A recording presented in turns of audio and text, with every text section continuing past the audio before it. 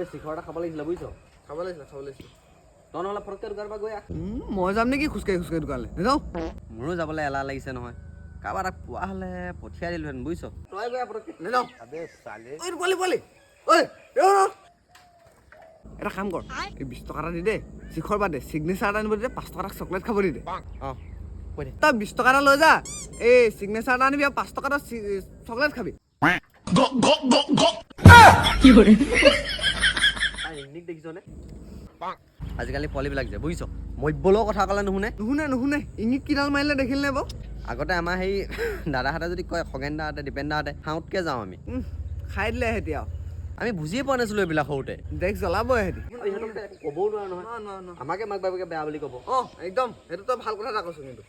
মাক বাপেকেতো তই সিহঁতক যদি এচৰো মাৰ নহয় আহি পিনি তোক আকৌ ঘৰত আপত্তি দিব আমাক আগতে মা দেউতাহঁতে মাৰ বুলিহে কয় অঁ মাৰ ভুল কৰিছে মাৰ বুলিহে কয়